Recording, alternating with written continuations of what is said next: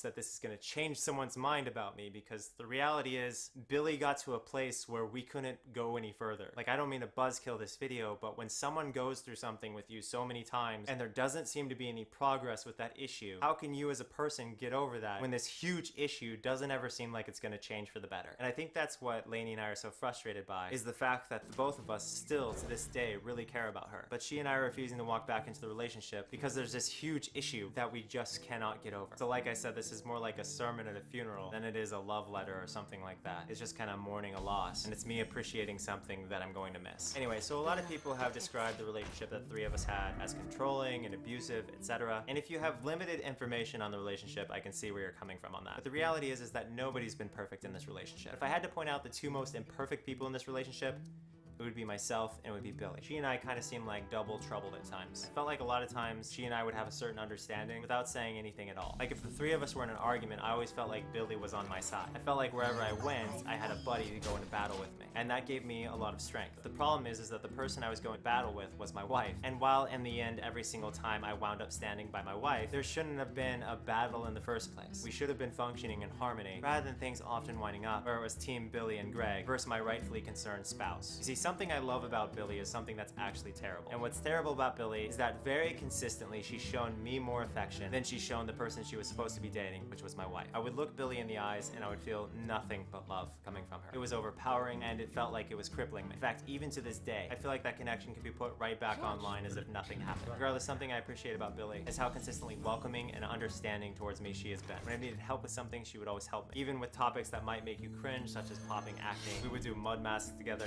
Something I look back on fondly more than almost anything is how right after almost every single time we all made love, Billy and I would go make smoothies together. When I was fighting for our relationship to work out, one of the times we were trying to get my wife to forgive Billy for being obviously slanted towards me instead of slanted towards her, we bought this fish tank and Billy helped me set up the whole thing. She actually basically filled it completely with water on her own while I was messing with some cords and some technological devices. Some of you may also know that Billy made some videos with me, comedy sketches, gaming videos, vlogs, etc. She also went on trips with my wife and I to go sightseeing / river walking. We went to some pretty cool hotels. We all went swimming together, but it wasn't like our relationship was some massive exciting adventure or anything. Most of the time we all just played video games with each other and had a lot of fun around the house. That's kind of like the perfect relationship to me, because adventures are awesome, but I feel like it's not the places you go that matter in life, it's who you're with. So a lot of people want to automatically write what we had with Billy off as some kind of twisted thing, and in a significant way that's my fault because I did primarily focus on the negative. But while those negative facts exist, that doesn't mean we have to pretend that the positive never happened, because here's the reality. With my wife and my relationship, 99% of things are perfect. I absolutely love my relationship with my wife. Now the relationship with myself, Billy, and my wife, things were about 92 to 97% perfect. And the translation of that is most of the time the three of us were extremely happy. And the fact that we couldn't get over that one last hurdle, the fact that we couldn't figure out how to trust Billy again, to me it's still an absolute tragedy. Like even now my wife is fighting herself from texting Billy because she still cares about Billy so greatly. There's just a lot of hurt still,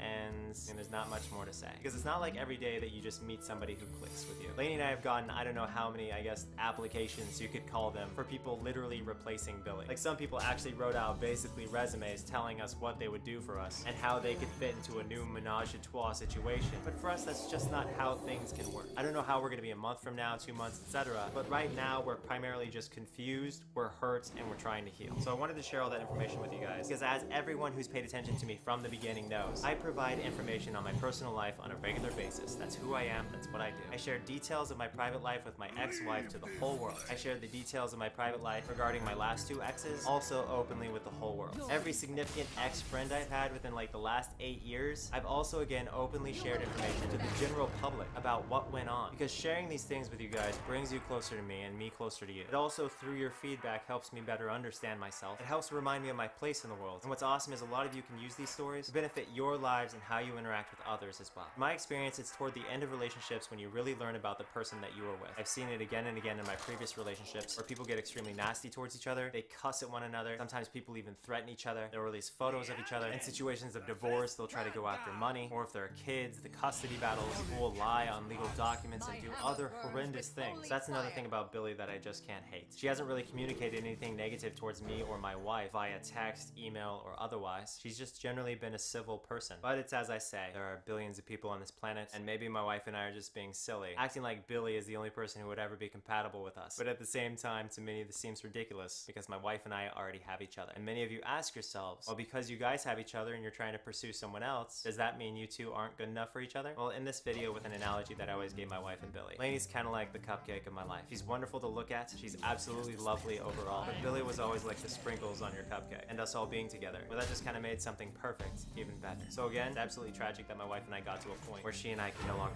continue down that path. But despite all the conflict that went down, Billy still meant a whole lot to us. So now you know both sides of Person A's story. Thanks for watching.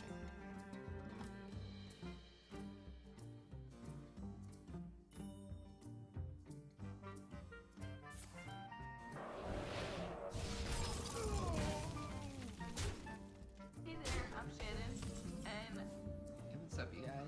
I'm gonna try to make this video But I just got but I home have, from sad news. an overnight Sadder drive for me from than Florida anyone, but back still to sad my news, I family's guess. house.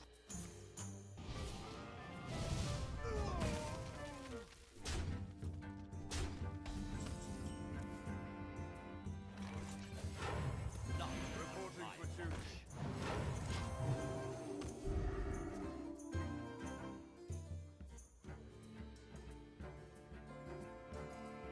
Someday I'll be just like you!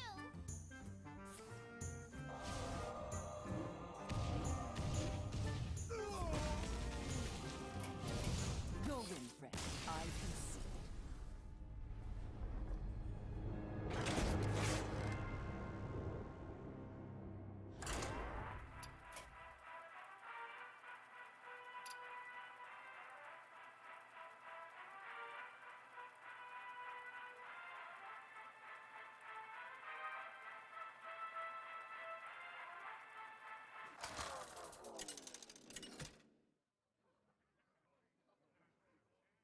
Leandrin versus Malfurion.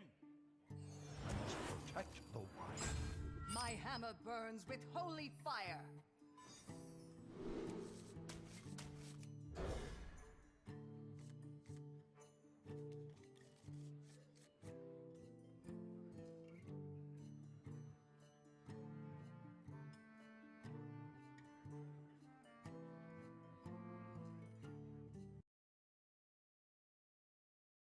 So with the fallout of Dragon Ball Super Episode 66, I can confidently say that Super Episode 66 is the most talked about Dragon Ball Super episode we've ever seen since the inception of the series in July of 2015. Literally everybody's been talking about it. Literally everybody has been sharing their opinions on the episode. And because there was so much to talk about, I'm planning a series of videos this week discussing and deconstructing this episode and the different aspects behind it. This is not going to take away from all the other content that I already had planned to upload this week, like my Xenoverse 2 playthroughs and a few other videos I had planned, but it's just going to be bonus content for you all to enjoy and to hopefully relieve any stress you might be going through in your personal life, because I know a lot of people have had a lot of stress lately in their lives. I'm here to at least try to relieve it as best I can by entertaining you. And on this video, I want to talk about one of the things I've seen brought up time and time again, and that is the retcons that Dragon Ball Super Episode 66 provided. I think people are a little confused about certain things, so I wanted to really dig deep into this topic and analyze it. There have been a plethora of people talking about this, and a lot of them aren't really sure what a retcon is. They're confused about what that term actually means. So on this video, we'll discuss that, plus the implications of what was introduced to us in Dragon Ball Super 66 after this. I've come back from the future to warn you that if you don't subscribe to Geekdom 101, your future is grim. So the first thing I want to discuss here to make things very, very clear is the differences between what a plot hole is and what a retcon is. A plot hole is just something that doesn't really make any sense with the narrative that's being told to us. A plot hole is something that directly contradicts lore that was told to us prior with no explanation or no attempt to even try to fix it. A retcon, the word retcon is short for retroactive continuity. This is basically the series or the story trying to change what was previously identified as being actual lore during the narrative to make it fit with the story they're currently telling. So it's one of those things where a retcon can kind of be created from a plot hole, but they are not the same thing necessarily. When you look at the actual definition of a retcon, it's basically something that's applied to fictional work as somewhat of a revision. It's basically a piece of new information that imposes a different interpretation on previously described events, typically used to facilitate a dramatic plot shift or an account for an inconsistency. In other words, a plot hole is just a hole in the story that makes no sense. A retcon tries to make sense of that hole without actually totally contradicting something. Dragon Ball is filled with retcons. This is something that's nothing new, not just to Dragon Ball fans, but also all comic book fans. Marvel and DC for years have done constant retcons and reboots of their franchise, to the point where it's even hard to keep track of it sometimes. Dragon Ball's no different. Akira Toriyama, much like George Lucas with Star Wars, is one of the undisputed kings of retcons. And retcons in Dragon Ball are something that, depending on who you are and how you view the series, can bother you, but for others, they really don't care. A good example of a retcon early in Dragon Ball Z is the character of Vegeta. When we first meet Vegeta and Nappa, their intentions are to summon the dragon to become immortal so they can fight forever, and we never get any evidence whatsoever of him being a quote Saiyan prince in the original manga. He's just a Saiyan super elite. Moving forward with the story, when we get to the Namek arc, we are then introduced to Frieza, and that is retroactive continuity, because now Vegeta's ambition to become immortal is not to fight forever, but more so to fight and revolt against Frieza, especially when he finds out that planet Vegeta was destroyed by Frieza, which again, that in and of itself is a retcon, because the narrative originally told us that the planet was destroyed due to some kind of meteor or something, and later that was retconned to it being Frieza's doing. Same thing with Vegeta being a prince. He was never a prince in the original manga as it was coming out. That was a retcon. Now, does that retcon contradict the original story? I think that one's passable, because it could be one of those things where Vegeta and Nappa had two different motives and they just didn't want to talk about Frieza, so that one doesn't bother me too much. Another more recent example of a retcon is in the Majin Buu saga. If you watch the Majin Buu saga, and I'm just giving you some examples. There's literally tons and tons and tons of examples in Dragon Ball. I'm just throwing a couple that are popping in my head as I record this.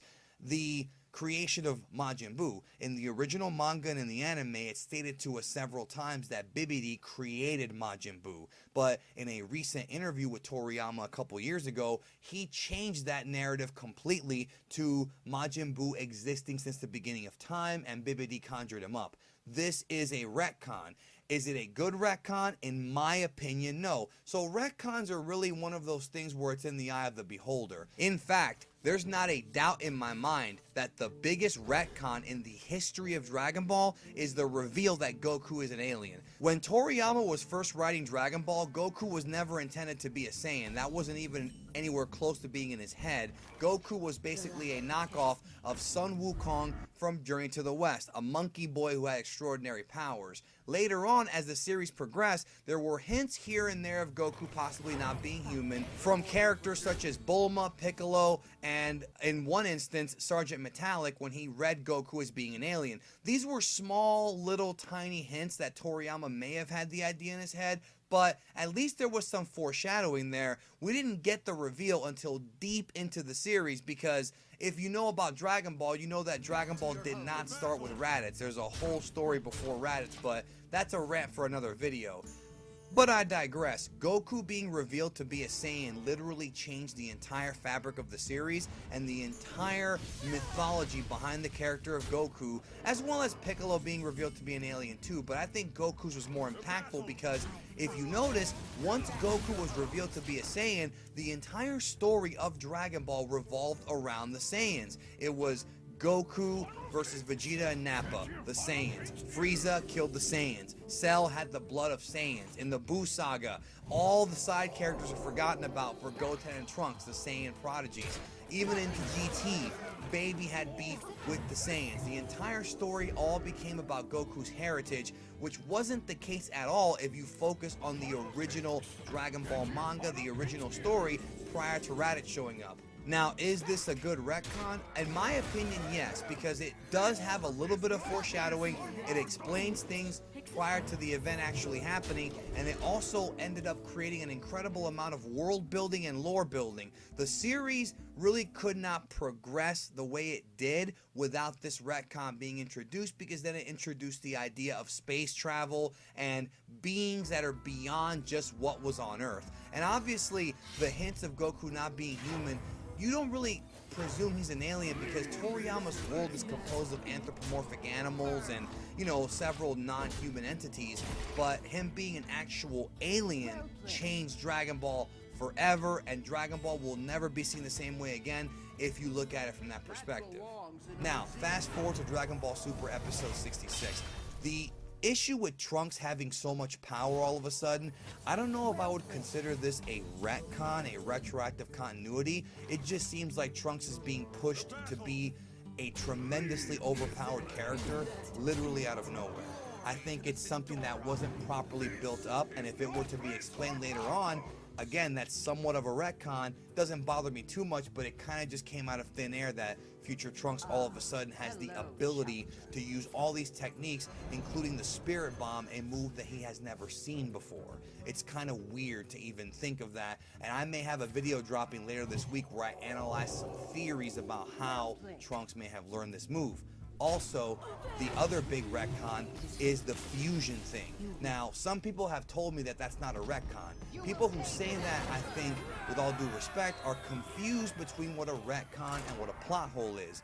Yes, this is a retcon. In the original 42 volumes of the manga, and for the past freaking almost 30 years, 20 years, however long it's been, I'd say about 20 years, almost everybody I've talked to, no, scratch that, everybody I've talked to has been under the impression that Potara fusion is permanent. Elder Kai said so in the series, and every W watch, Potara fusion is permanent. However, there are retcons / loopholes around this. Number one, when Vegeta was absorbed inside of Majin Buu in the original manga, Goku stated, "Oh, it must be the atmosphere. That's why they defused." Fast forward to just last year, we saw Kaioshin and Kibito defused because of the Namekian Dragon Ball. So all of a sudden, it's not so permanent. Now, we have yet another, a third layer of a retcon on top of that. Now we find out that mortals who use the Potara can only be fused for 1 hour. This is a brand new piece of lore that we have never even had hinted at us before. And once again, this is retroactive continuity. The established canon, the established continuity gave us one set of rules, and this retcon is changing the rules for story purposes. They're changing it so that they have a reason for Vegito to defuse during the fight, because Vegito was hammering on Merge Zamasu. In one of my Dragon Ball in-depth videos, I talked about understanding Toriyama, and I'm going to leave a link to that video in the description. But in that video, I talked about how Toriyama essentially writes these things by the seat of his pants, or at least he used to during the weekly manga era. We're not so sure exactly how he writes it now, but this kind of writing does fit in with classic Toriyama. It's not the best writing ever. It's filled with retcons, and it always has been, and thus complaining about retcons now is a little bit silly, even though I can understand why you would complain, because this past episode had about 3 or 4 inside of a 22-minute span. But it's not anything new to Dragon Ball, and Toriyama always has written like this. He never really evolved his writing, which again is both a good and a bad thing. You know, Toriyama's great when it comes to certain aspects of his writing, but in other aspects it can be pretty annoying, especially if you're looking for a logical, thorough story in Dragon Ball. You're not going to get that in the series. So that's all I got for you today. Thank you for watching the video and supporting Geekdom 101. And remember, yes, there was a lot of retcons. I understand being annoyed, and I certainly can understand why, because not all of us are little kids. A lot of us are grown-up people who love Dragon Ball, but retcons have always been there. Yes, they can be annoying, but understand the differences between a retcon and a plot hole. They're two different things. In the future, I may do a video highlighting more of the classic Dragon Ball retcons, because there's tons of them. There's literally tons of them. But you know what? Same thing with comics, Star Wars, and just about every piece of fiction that's ever come out. Thank you again. Make sure to press that subscribe button, because I got tons of videos dropping this week. It's going to be a crazy week when it comes to content here on Geekdom 101. Thank you as always for your support. It means a lot to me. You have no idea. Spread the word about the channel and check out some of the other videos if you're new to the channel. I've got damn near 900 videos, so there's no way you can be bored. I got videos on everything, so there you go. Anyways, talk to y'all later.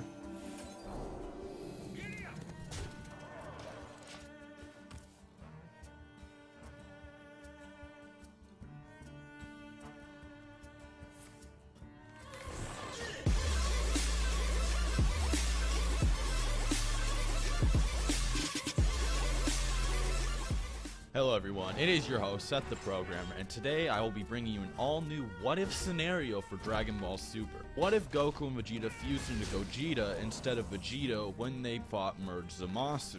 There are spoilers in this. If you guys haven't seen episode 66 or read the preview for episode 67, I'd recommend doing that before watching this video, but if you don't care about spoilers, then go ahead and view this. So a few things we should bring up about Vegito recently. Episode 66 is finally finished of Dragon Ball Super, and everyone was a bit disappointed, but it looks like I was right that Vegito defused in his fight with Zamasu. I predicted this in my last video, which I used episode 67 spoilers to use, and it looks like I was right. Vegito did defuse.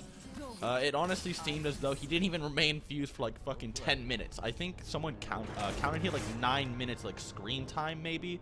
He just it was really redundant. The entire episode was just plot based. It was really plot induced stupidity, but it was badass. It was pretty sick to see him again. Not only does he now have a new weakness of beings other than the Kaioshin using the Potara can only remain fused for an hour bullshit, but he now has the weakness that if he uses up too much power, he'll defuse. It's similar to the plot point in Dragon Ball GT. I know I'm bringing up Dragon Ball GT, but come on, this is a Gogeta video. You know, Gogeta's in GT and in non-canon movies. He's not exactly canon, so we're bringing up GT here. So it's similar to like Super Saiyan 4 Gogeta and GT, like whose fusion timer was decreased from like the standard like 30 minutes to 10 minutes due to using Super Saiyan 4, which required a drastic portion of power to like maintain or something. It was just a plot point so he could use the Universal Spirit Bomb, which is somewhat ironic that Trunks used a Spirit Bomb in the episode, spoilers. Now, a good bit of people wanted Gogeta to appear instead of Vegito, and despite the Fusion fan base being highly aggressive and hostile, whether it be concerning Gogeta or Vegito, I decided to do this video to answer your questions regardless. So I expect a lot of negativity and controversy no matter who I side with on this matter. There's gonna be some people salty. Now, I'm going to be straight up. I do not think much of anything would have actually changed regardless of whether it was Vegito or Gogeta fighting Zamasu, but there are some things to keep in mind, and indeed numerous hypotheticals you need to keep in mind here when, you know, calculating all of this. For one, Vegito is simply stronger than Gogeta. I know, you've already clicked that dislike button for me saying that, but at least hear me out on this, okay? Toei Animation, the guys that animated and wrote both of Gogeta's appearances and debuts in both Fusion Reborn and in GT, both non-canon, because Gogeta is non-canon. Remember, any Gogeta you've actually seen is written by Toei. So they wrote Gogeta both times in these non-canon things. Now, they've also wrote guides to tell us how strong Gogeta is compared to Goku.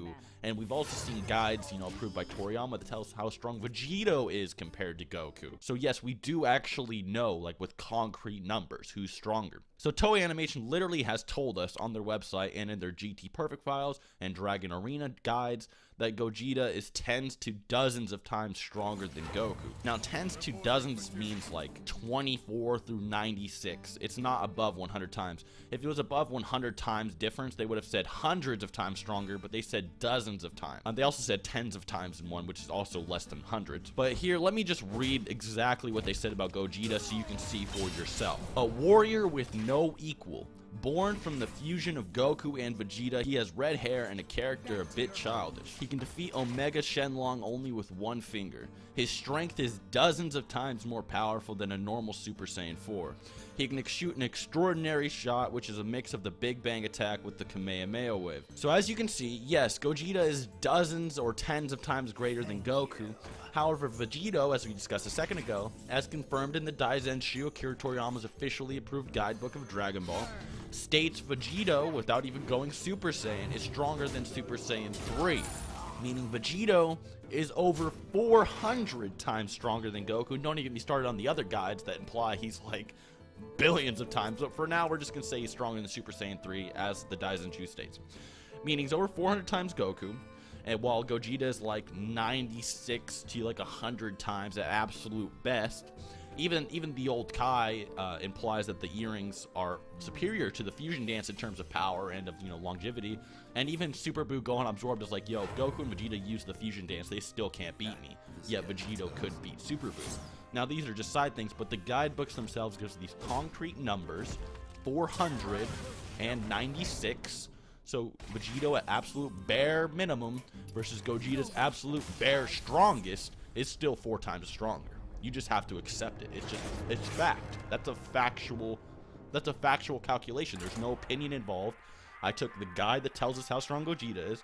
I took the guy that tells us how strong Vegito is, lowballed Vegito. I made Vegito weaker than he should be, and made Gogeta his absolute pinnacle of strength, and Vegito is still 4 times stronger. So please keep that in mind when you're, you know, discussing Vegito versus Gogeta down below. Vegeta's still more badass though, I'm not gonna lie. But how would Gogeta fighting Zamasu change the series? Well, Gogeta is slightly different than Vegito. Despite, you know, being pretty much the same person, they do have some differences. He was somewhat different moves despite being the same person, and when he takes things seriously, he can absolutely demolish anything in his path. You know, if you've seen Gogeta versus Janemba, you know exactly what I'm talking about. He gets shit done when he's serious. Now, one thing you should know about Vegito versus Zamasu is that Vegito was massively above Zamasu when he first showed up, like when they first fused, being able to tank his attack with one arm without flinching, just laughing at him. But the fight dragged on. Vegito, despite being somewhat more serious in this fight, he was still a little bit goofy. Like, he definitely wasn't going all out like, you know, Gogeta did versus Janemba, per se. So Zamasu was just far too durable, really, for Vegito just to finish off by fucking around. He should have just went all out from the start, but he didn't, because that's who Vegito is. So Zamasu was just far too durable, and after draining himself with the final Kamehameha, someone brought this up, Vegito did use his full power final Kamehameha to try to finish Zamasu off, but it looked like Zamasu had finally adapted to Vegito's powers and was able to take it. And then after the final Kamehameha, you know, Vegito, you know, obviously lost some power, right? He used his full power, drained himself a little bit, and then Vegito found himself being slapped on the ground and even getting, you know, pinned down at some points. And he even resorted to, you know, sneak attacking Zamasu with his Spirit Sword. However, it looked like Vegito still had some fight in him, and that Zamasu, while growing more and more powerful, was also getting damaged gradually. And Vegito got the upper hand on him, and then suddenly defused, and then got fucking bodied. Like, it was, oh man, everyone face palmed when Vegito defused and then just got bodied. But you could also argue that when Zamasu increased his size, his speed kind of decreased, you know, kind of like Cell versus Gohan. Like, he increased his power, but like his speed started decreasing because of his mass. So, and Vegito does note that now he's too fast for Zamasu, despite, you know, Zamasu being able to, you know, tag him numerous times before. But the big thing to note here is that Vegito was already above Zamasu when he first fused. Zamasu simply adapted to him, like some Goku Black kind of level adaptation, and they gradually just kind of wore each other out as Vegito, you know, wasn't really taking it all too seriously the entire time, and Zamasu was just gradually getting stronger. Now, initial Purple Fusion Zamasu had adapted to an amped Kaioken Zenkai Goku, who literally rocked his fucking world. So it's not far off to say Gogeta, who is the equivalent of Goku almost going Kaioken times 100, would be stronger than fused Zamasu. But here's the thing. With Gogeta only being so much stronger and with his lessened time limit, he would take things far less lightly than Vegito did. We may even see a Janemba versus Gogeta round 2. And if that were the case, Zamasu would have no time to adapt to Gogeta. And Gogeta could even sweep him with the Stardust Breaker, which could, you know, eliminate or obliterate all evil essence in Zamasu's soul. Then what happens from there is honestly up to your interpretation. Would it kill him? Would it make him a good guy? Who knows? But if Gogeta blitzed Zamasu, didn't give him any time to adapt, didn't fuck around at all, just came at him like he did Janemba, fucked him up, threw a Stardust Breaker, and obliterated all the evil in his soul, things would probably be a lot different than if Vegito came in. Despite Vegito even being stronger than Gogeta, I don't even think it would matter. However, that scenario, which is a Gogeta fan's dream, if Gogeta just came in and Stardust Break Zamasu. However, that's only if we underestimate Zamasu. I'm gonna be honest, Zamasu is a lot stronger than I just mentioned. There's also this chance that Zamasu is simply suppressing himself due to him feeling like this godlike ego and feeling like using his full power on Goku or them was just simply beneath him. Because, you know, if you remember, you know, even Goku Black was like as strong as Goku and Vegeta was, yet Goku by himself is able to take out fused Zamasu, which makes absolutely no sense at all. It's almost like Zamasu got weaker from fusing, which is absolutely redundant. So it definitely appeared Zamasu was suppressing himself because he felt it was beneath him to use any of his actual power on them. By the way, he also thought he was immortal the entire time until like the end of their fight, really. Until Vegito really had to like egg it on, like, hey, you're not immortal anymore. And he's like, oh shit, I'm not, but I don't really care, right? Now, if he really was suppressing himself and he was like, oh, you know, Goku, Vegeta, they're all beneath me, I can just suppress them myself, so I'm fucking immortal, I have nothing to worry about, then Gogeta would probably find himself on the losing end of this fight, especially if he doesn't take it absolutely serious and catch him off guard. Gogeta could also, use Kaioken as well, as Zamasu was really stronger, if he were really at that much of like of a disadvantage and had to. But as we've seen with Vegito, even just using normal Super Saiyan Blue, that would drastically decrease his fusion time. And speaking of that, wouldn't Gogeta's fusion last even less time than Vegito's already drastically short fusion time? So the chances of Gogeta winning are honestly extremely low. But like I said, it is possible. Don't get your head down in the dumps. It's possible Gogeta might be able to kill him if you look at it certain ways. If Gogeta and Zamasu are close in power and Gogeta goes for the kill right off the bat, taking advantage of Zamasu's cockiness, Gogeta probably could win. So in my opinion, I see that it wouldn't really change much in comparison to Vegito. Zamasu would probably win the fight regardless, but it wouldn't really matter because, well, more spoilers, Trunks beats Zamasu in the end with his like Genki Dama Bankai Spirit Sword, regardless of whether or not Vegito or Gogeta defeats him in the end. So it doesn't even matter. So my last comments on the matter, Gogeta can win. If Merge Zamasu is caught off guard while suppressing himself and slammed by a Stardust Breaker nullified, then this is possible. Even Goku could damage Zamasu when Zamasu was caught off guard and holding back, as he thought he was above using his full power. And then Goku literally like obliterated half his body, like he fucked him up entirely. So when Zamasu's holding back, he is vulnerable. But Gogeta would more than likely be less optimal to use in this situation than Vegito, as it's very possible he's much weaker than Merge Zamasu or Berserk Zamasu, and his fusion time would be far less than Vegito's. Although I guess you could also argue that since Vegito is stronger, that perhaps it would require less energy for Gogeta to exist, so maybe Gogeta's fusion time would be normal? Although it's really hard to say. But regardless, let's not fight over this. I know 100% how disgusting Gogeta and Vegeta almost always turns into a shitstorm, but let's try to be logical here. What do you guys think would happen?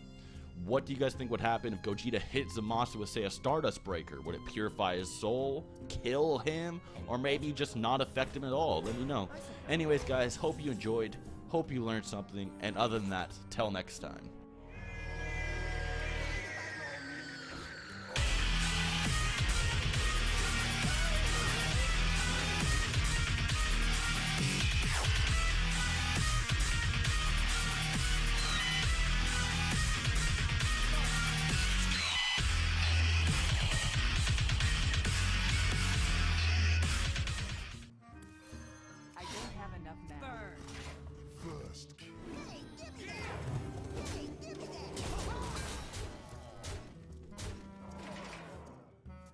This episode was way more controversial than it should have been. Hey guys, Masako X here. Now I usually don't do this sort of thing, but I felt with this episode, there's a lot of unfinished business in my mind which I feel like I should address. Now I imagine lots of people were left feeling confused, broken and angry, as well as feeling awestruck, amazed, and pleasured by the events of today's episode. Whatever label you want to put on it, a lot of emotions were hurled about today. I personally enjoyed episode 66, but a lot of you didn't. I understand why you might be upset. Right now we're going to talk about why people felt angry, why it's okay to feel angry, and why I felt personally satisfied with the events of the episode. Episode 66 of Dragon Ball Super is the main conclusion of the Future Trunks arc. This episode had a lot going on. We had Vegito, we had Trunks, we had Zamasu going insane, as well as the best ending that we could have hoped for. There are a lot of positives in this episode, and I think if you go watch it again, you will feel a lot better the second time around. The main point of contention that I can see from all the comments and the tweets and everything else is the supposed retcon of the Potara fusion. I mean, what even is a retcon? To me right now, the word's lost all meaning. But according to whatever you type in Google, retcon means a piece of new information that imposes a different interpretation on previously described events. typically used to facilitate a dramatic plot shift or account for an inconsistency. Oh, that happened for sure, and most people hated that. The new nugget of information in question is that the Potara fusion is only permanent if you are a Supreme Kai, or a resident of the home world of the Kais, or a Shinji, which is what Kibito is. Ever since we first heard of the Potara fusion back in the Buu saga, we were safe to assume that the permanence covered all life forms. So why does Goasu know about the 1 hour time limit of a Potara fusion to mortal beings, and the Elder Kai and Supreme Kai don't?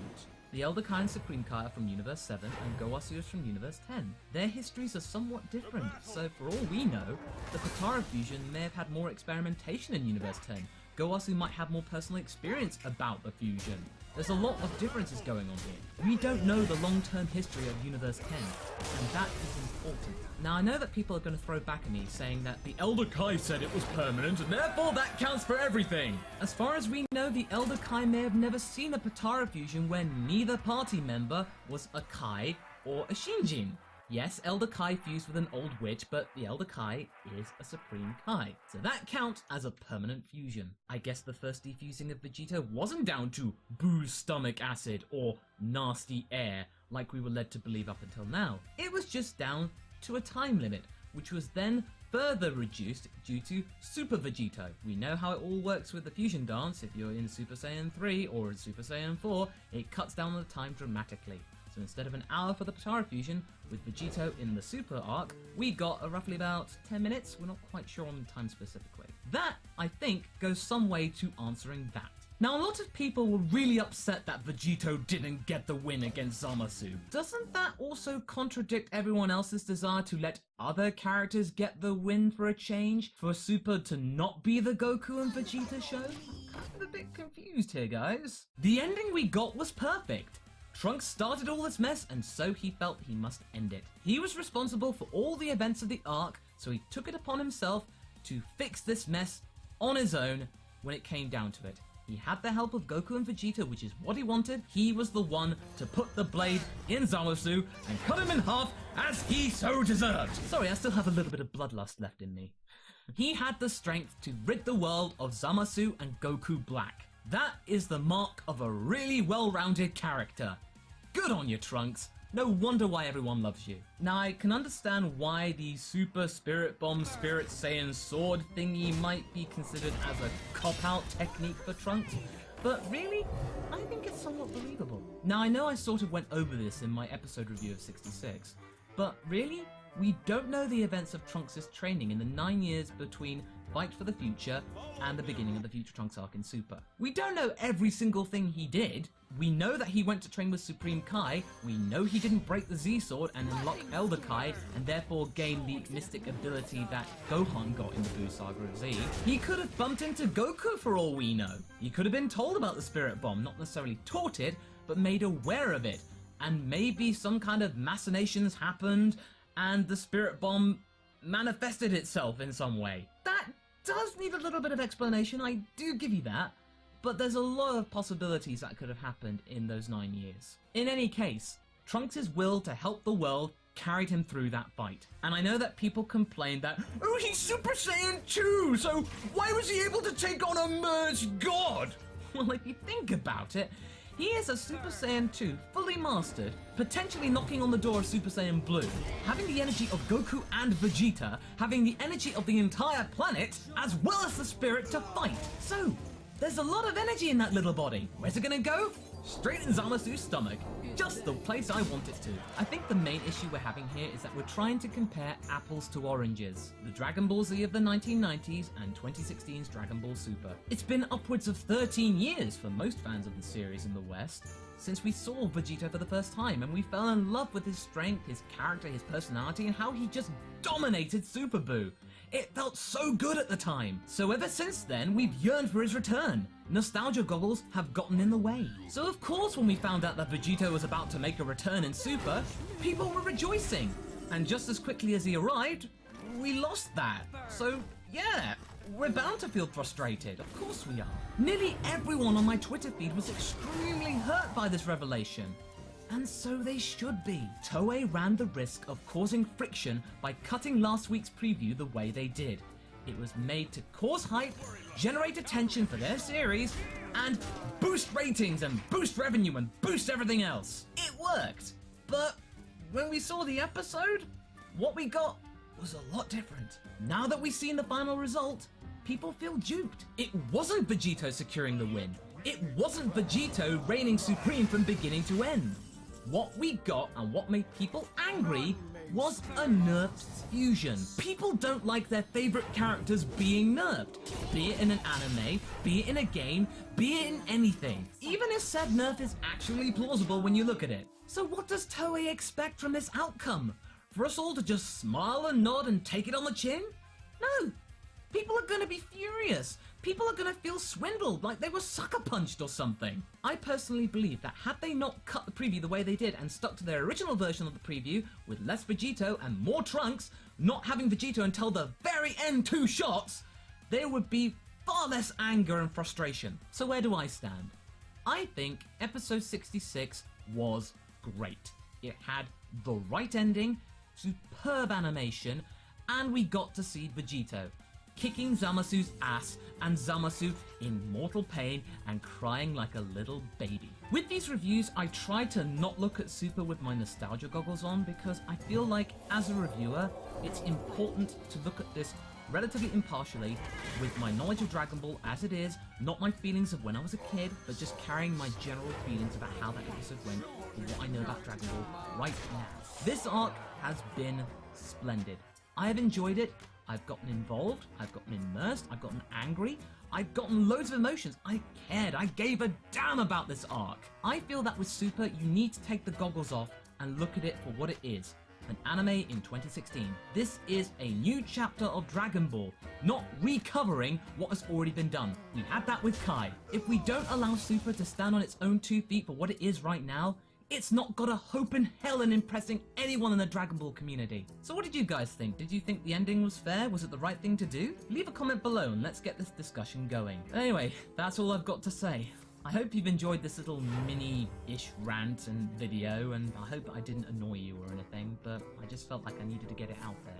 But anyway, until the next time guys, be sure to like and subscribe. And until then, catch you later.